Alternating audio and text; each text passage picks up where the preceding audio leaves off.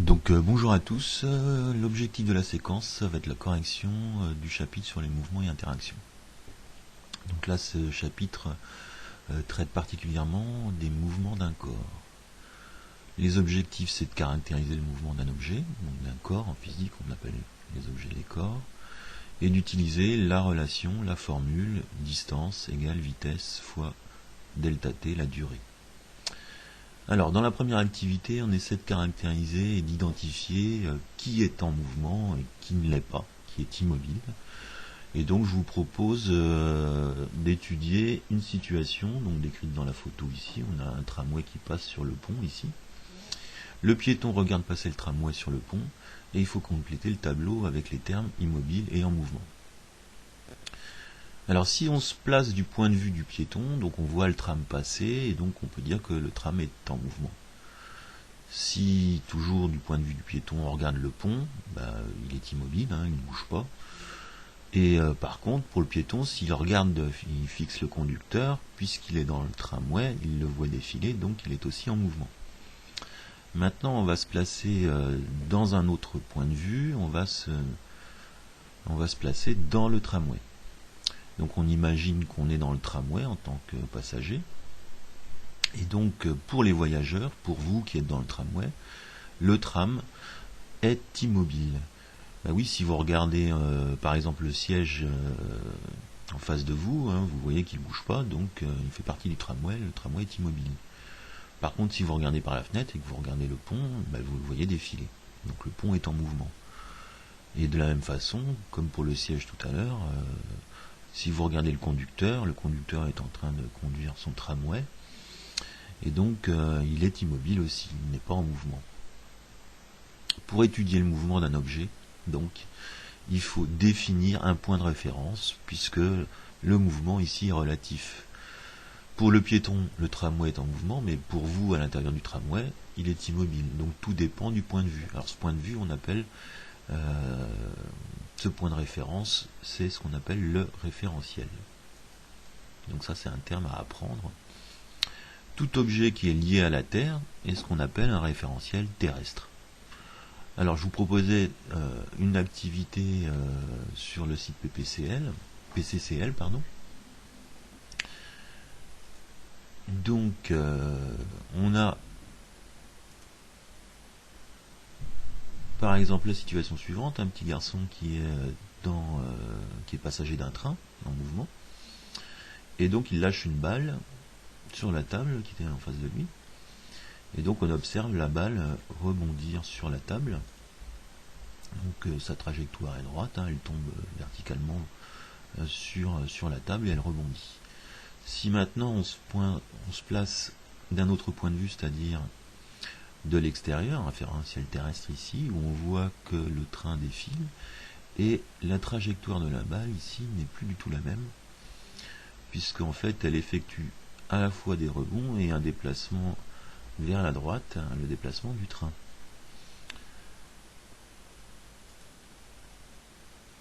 Donc comment étudier un mouvement ? Pour décrire un mouvement, il faut évidemment commencer par définir un référentiel. Et ensuite étudier sa trajectoire.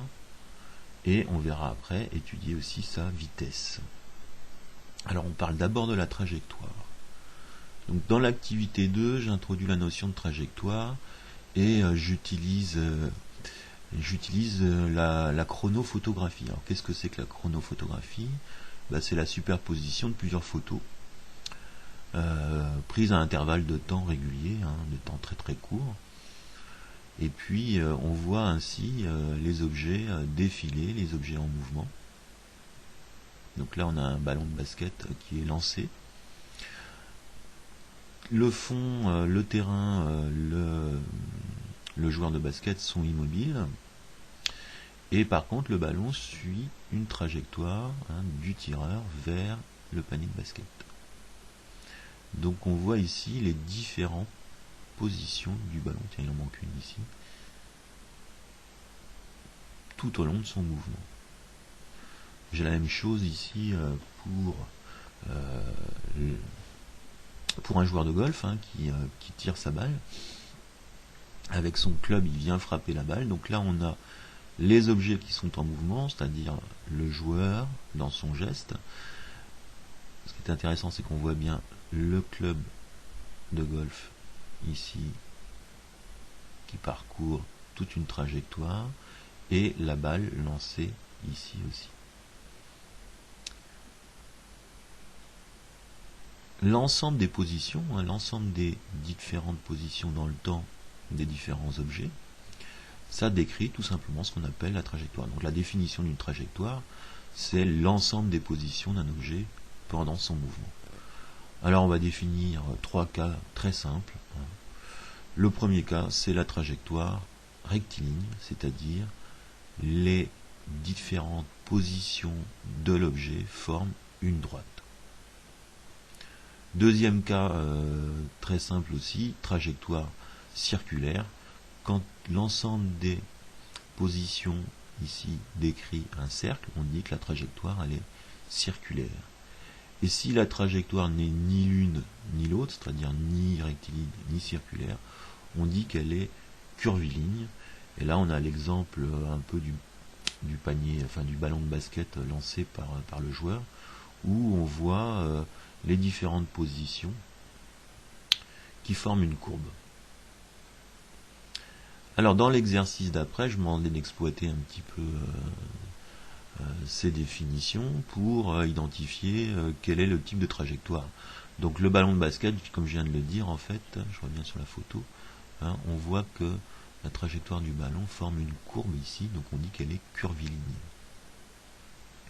Si on s'intéresse à la balle de golf, on l'identifie ici, vous voyez, les différentes positions de la balle forment bien une série de points ici qui sont alignés, donc sa trajectoire est rectiligne, ça forme une droite. Si on s'intéresse à la balle dans le train,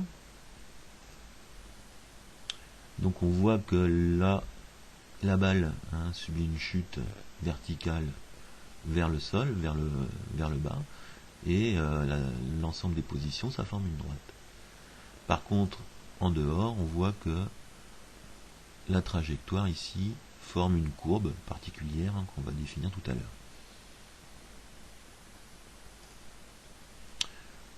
Donc la balle dans le train, sa trajectoire est rectiligne, la balle vue de la Terre, sa trajectoire est curviligne.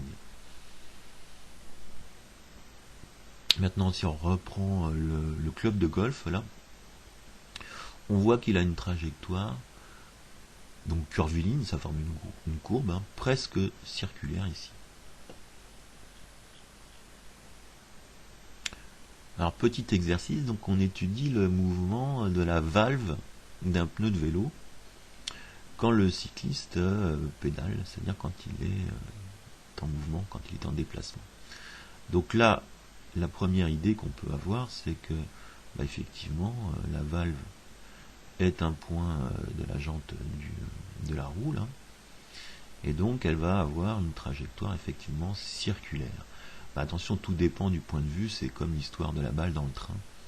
Donc quelle est sa trajectoire circulaire, mais attention, vue du cycliste, le référentiel ici, ça va être le cadre de vélo.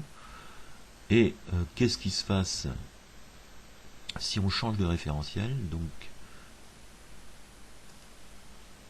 je vous proposais l'animation. Donc si je prends le référentiel comme étant le cycliste ou le vélo en lui-même, on voit que le paysage défile. Notre point de référence, c'est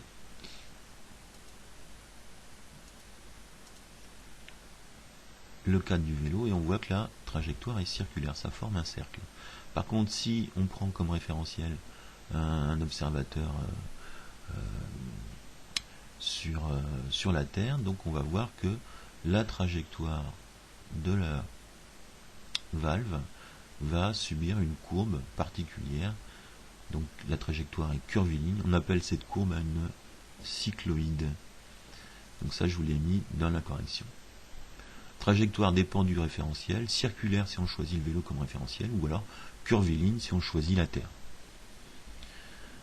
Dans l'activité 3, on commence à aborder la notion de vitesse. Donc là, je commence par la vitesse moyenne. petite activité que je vous proposais. Donc on a un train qui part du Mans à exactement 17h04 et il arrive à Paris à 17h58 minutes. La distance entre les deux villes est de 219 km. Toute une série de questions que je vous proposais, donc là c'était plutôt bien réussi. Quelle est la distance parcourue? La distance, évidemment, c'est la distance entre Le Mans et Paris, donc 219 km. Quel est le temps de parcours en minutes? Donc là on va faire la différence pour connaître la durée entre le temps d'arrivée et le temps de départ, donc 17h58 minutes moins 17h04 minutes, on trouve 54 minutes. Et puis je demande ensuite de convertir ce temps en heures.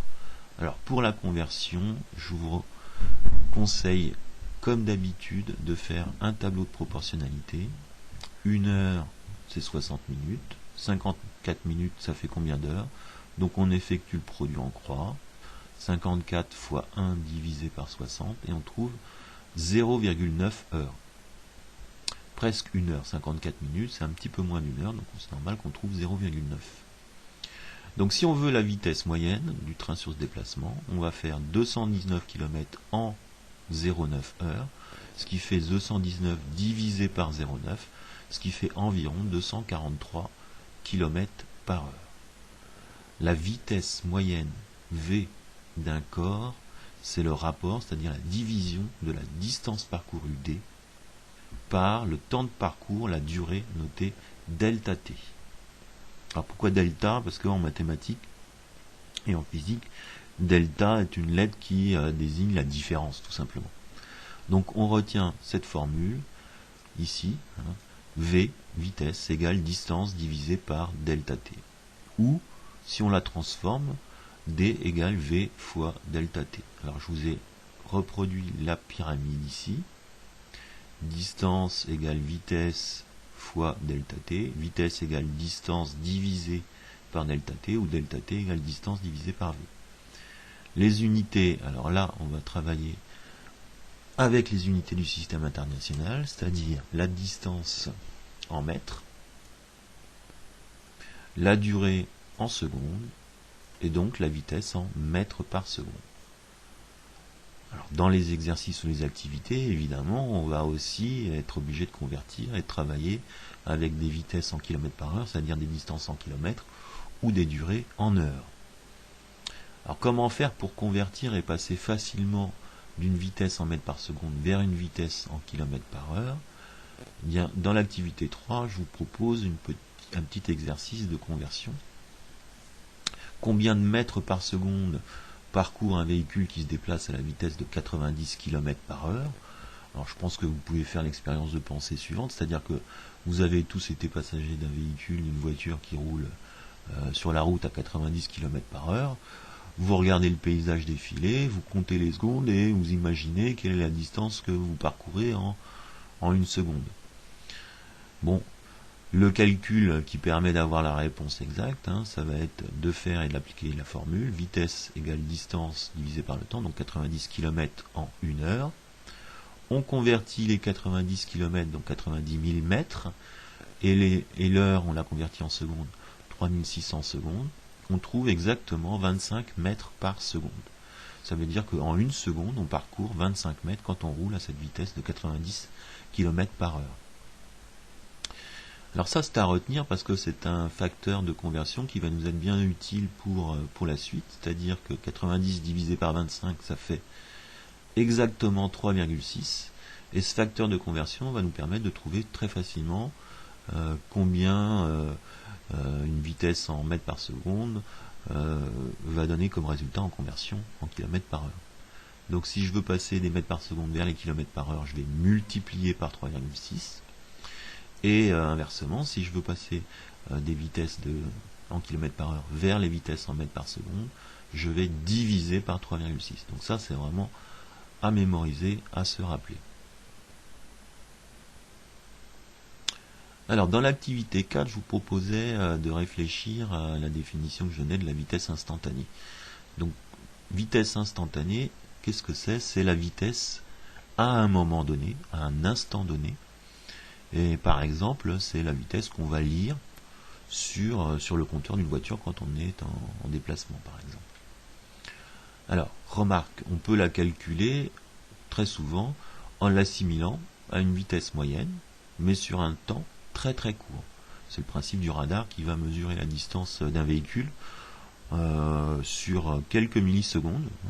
Donc il va mesurer la distance parcourue par un véhicule sur quelques millisecondes et il va du coup calculer cette vitesse sur quelques millisecondes, ce qui va correspondre à la vitesse à cet instant donné.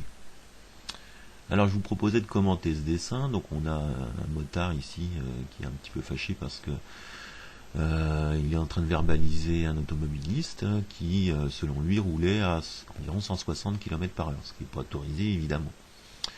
Et l'automobiliste lui dit que c'était impossible et essaie de se justifier en disant qu'il est parti depuis seulement 2 heures et qu'il a parcouru que 120 km.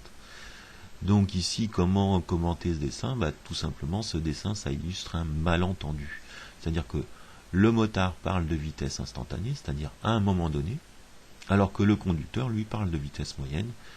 Il est à 120 km en 2 heures, soit 60 km/h. Donc, effectivement, cette vitesse de 60 km/h, elle n'est pas, ça ne donne pas la même information que la vitesse relevée par le gendarme.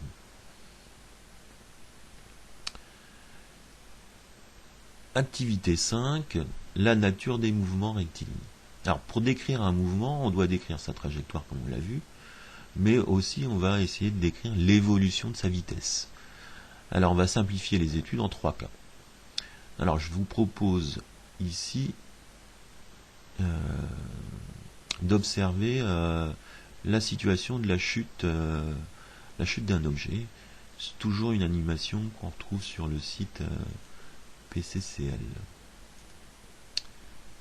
Donc le premier objet ici, donc on voit le système expérimental, donc on a une règle ici, et j'ai un objet une espèce de petit morceau de papier découpé qui va avoir le même comportement en fait qu'un parachute.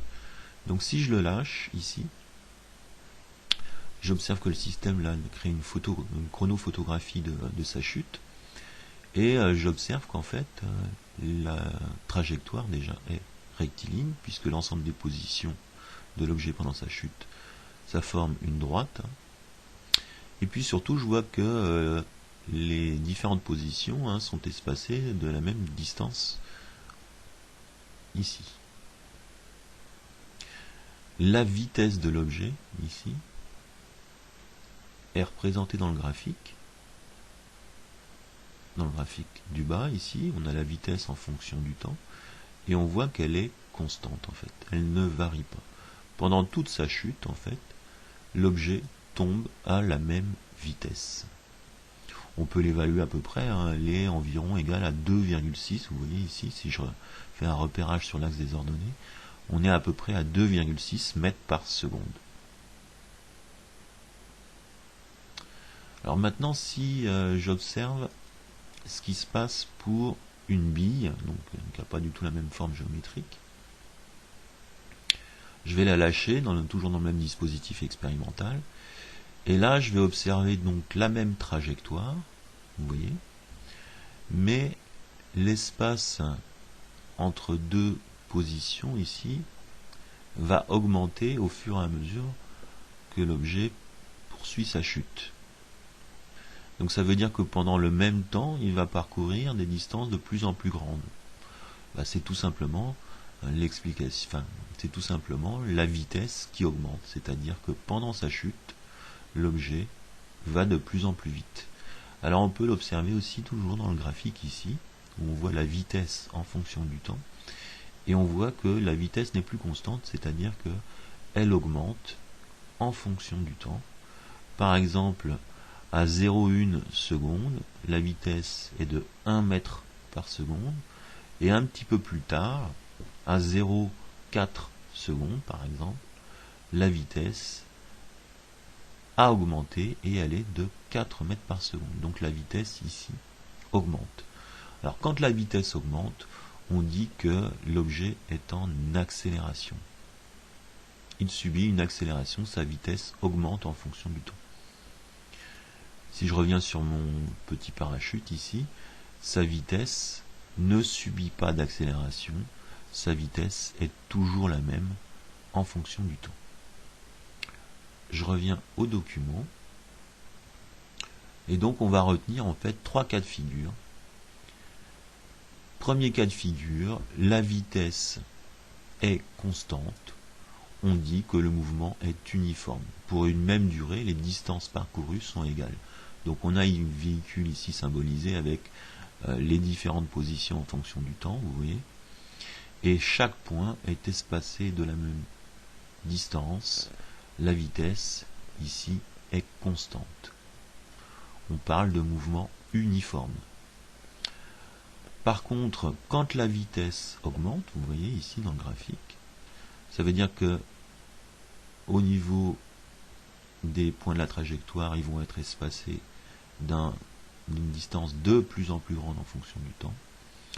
On dit que la vitesse augmente, le mouvement est accéléré. Et à l'inverse, quand on a un mouvement où la vitesse diminue, on peut parler d'accélération négative, ou de décélération, ou de mouvement ralenti. Pour une même durée, les distances parcourues diminuent en fonction du temps.